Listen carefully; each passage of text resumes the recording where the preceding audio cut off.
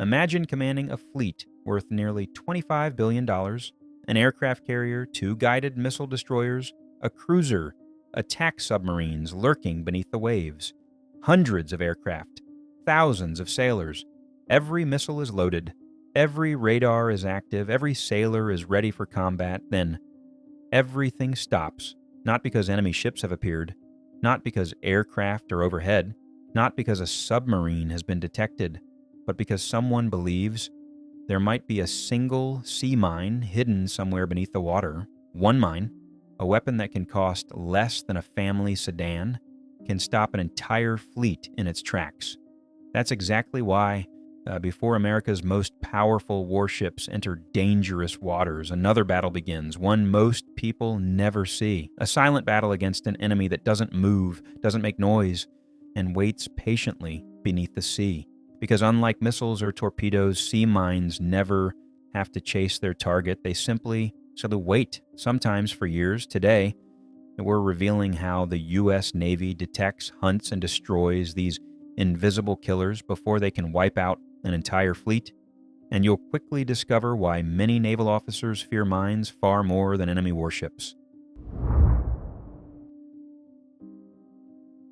For more than a century, sea mines have remained one of the most feared weapons in naval warfare.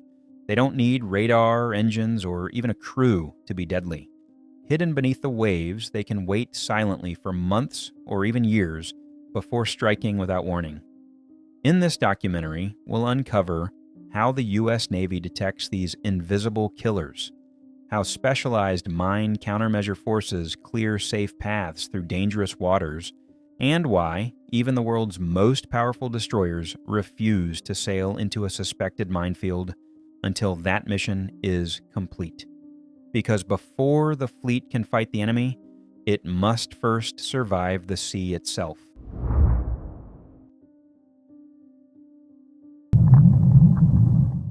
When people imagine naval warfare, they usually picture aircraft carriers launching fighters, destroyers firing missiles, or submarines stalking enemy ships.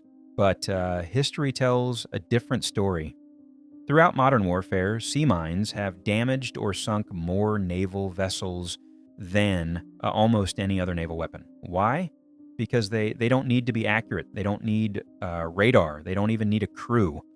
They simply wait, sometimes for weeks, sometimes for decades. During World War II, hundreds of thousands of mines were laid across the Atlantic and Pacific Oceans. Entire shipping routes disappeared overnight. Harbors became death traps. Even after the war ended, mines continued sinking ships for years. And despite all the advances in military technology, the basic idea has barely changed. Hide an explosive underwater, then wait. Today, modern influence mines have become even deadlier. Some don't explode when the first ship passes. They wait for the second or third. Others can distinguish between small fishing boats and massive warships by measuring magnetic fields, engine noise, water pressure, or a combination of all three, which means simply avoiding them isn't an option. You have to find them first, and that's much harder than it sounds.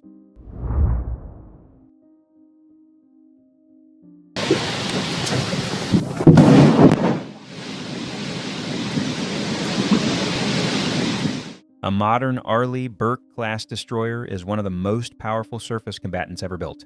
It carries Aegis radar, vertical launch missiles, torpedoes, helicopters, electronic warfare systems. Yet one underwater mine can cripple it. Why? Because mines attack where ships are weakest, beneath the waterline.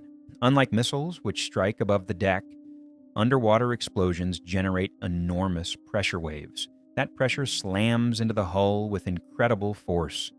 Even if the hull isn't torn open, the shockwave can bend steel, destroy propulsion systems, crack shafts, disable electronics, and injure crews throughout the ship. In 1988, the guided missile frigate USS Samuel B. Roberts struck an Iranian mine in the Persian Gulf. The explosion blasted a massive hole in the hull, nearly broke the ship in half, and almost caused it to sink. Only extraordinary damage control by the crew saved the vessel. Just 3 years later, during Operation Desert Storm, USS Tripoli struck a mine. Only hours later, USS Princeton hit another. Neither ship was sunk, but both suffered serious damage. Those incidents reminded every Navy in the world of one uncomfortable truth. Mines remain one of the greatest threats to modern fleets, so instead of charging forward, the Navy clears the path first.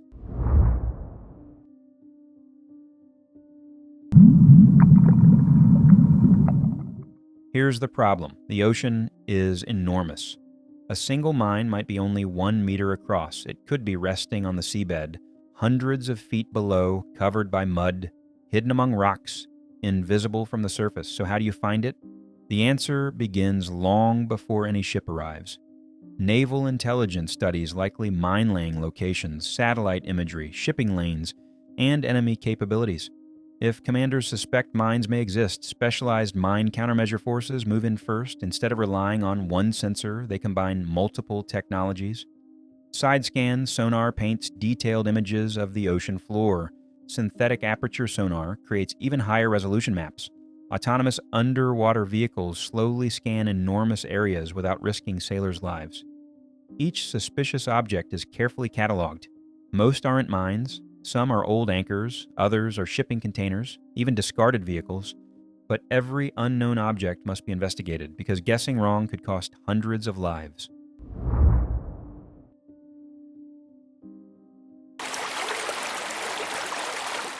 This is where modern naval warfare starts looking like science fiction. Instead of sending divers into dangerous minefields, the Navy increasingly relies on underwater robots. One of the newest is the Knifefish unmanned underwater vehicle. Roughly the size of a small submarine, Knifefish quietly patrols suspected minefields using advanced sonar. Unlike human divers, it can remain underwater for hours. It doesn't get tired. It doesn't panic. And if something explodes, no sailors are lost. Once Knifefish identifies a suspicious object, another vehicle may inspect it more closely. Sometimes remotely operated vehicles equipped with cameras confirm the target. Other times, explosive ordnance disposal teams are called in. Only after absolute confirmation does the Navy decide how to destroy it. And that's because destroying a mine isn't always as simple as blowing it up. Sometimes, doing that creates an even bigger problem.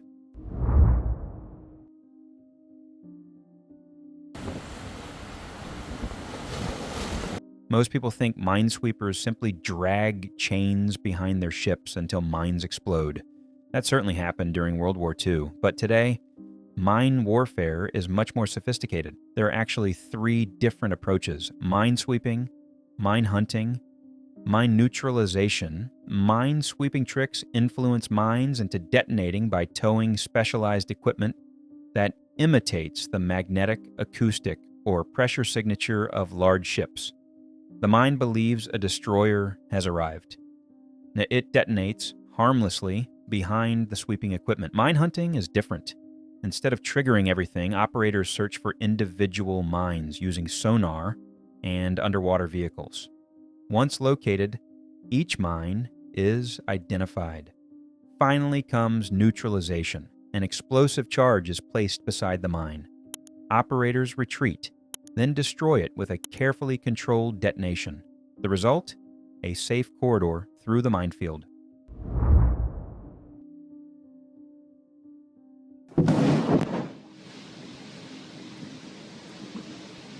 Here's something many people don't realize. Modern destroyers rarely clear minefields by themselves.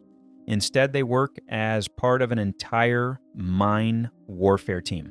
MH-60S Seahawk helicopters tow airborne mine countermeasure equipment.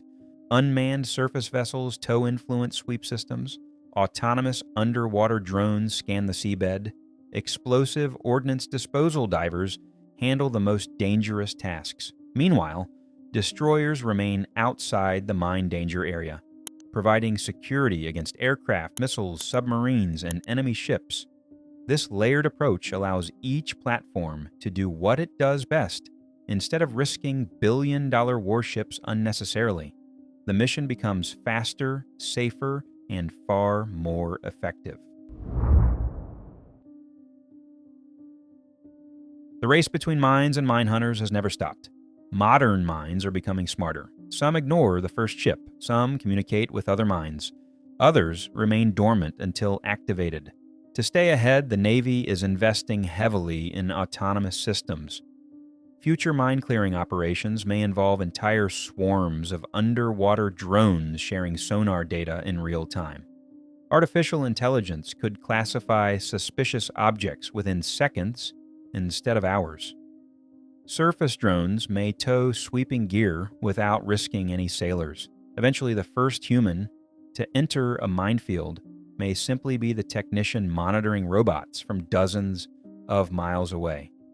But no matter how advanced technology becomes, one thing will never change. Someone has to clear the way.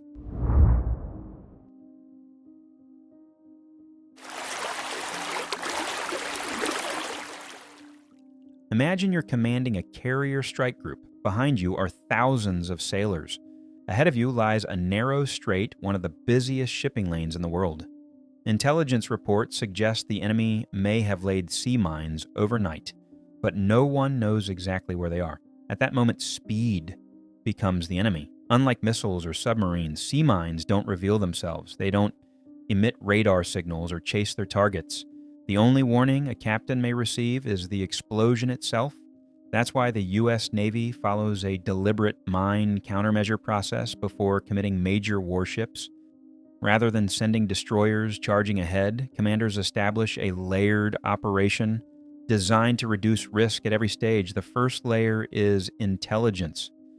Surveillance aircraft, satellites, submarines, and reconnaissance assets look for signs that mines have been deployed. Even unusual civilian vessel movements or intercepted communications can indicate that a waterway has been mined. Next come unmanned systems.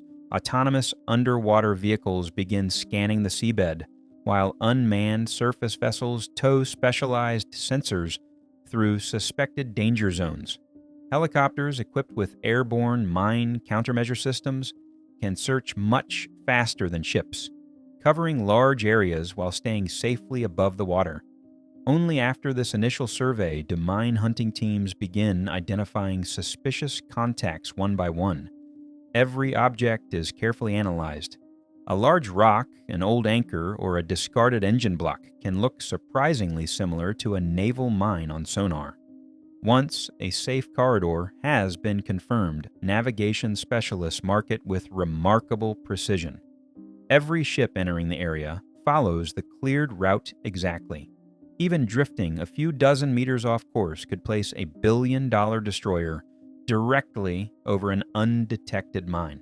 This patience may seem excessive, but in naval warfare, caution saves ships. Right? No commander wants to explain that an entire operation failed because someone decided to rush through waters that hadn't been cleared. Sometimes the safest decision isn't moving faster, it's waiting until every possible threat has been eliminated.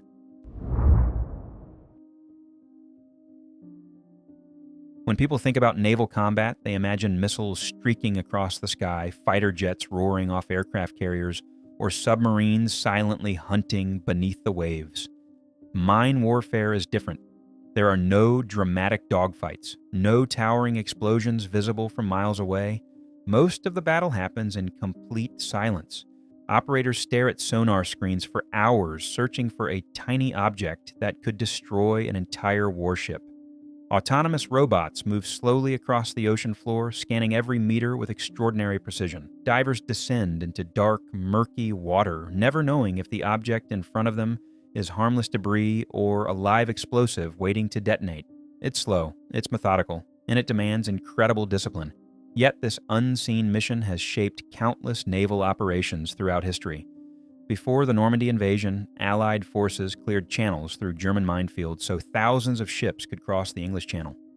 During the Gulf War, coalition naval forces spent weeks clearing mines before larger combat ships could safely operate in the northern Persian Gulf. Even today, choke points such as the Strait of Hormuz, the Bab el-Mandeb, and other strategic waterways remain vulnerable to naval mines. A handful of well-placed mines can disrupt global trade, delay military deployments, and force entire fleets to alter their plans. That's why the U.S. Navy continues investing heavily in next-generation mine countermeasures. Future operations will rely even more on artificial intelligence, autonomous underwater vehicles, unmanned surface craft, and networked sensors that can detect and classify threats faster than any human crew. But despite all this technology, one truth has never changed.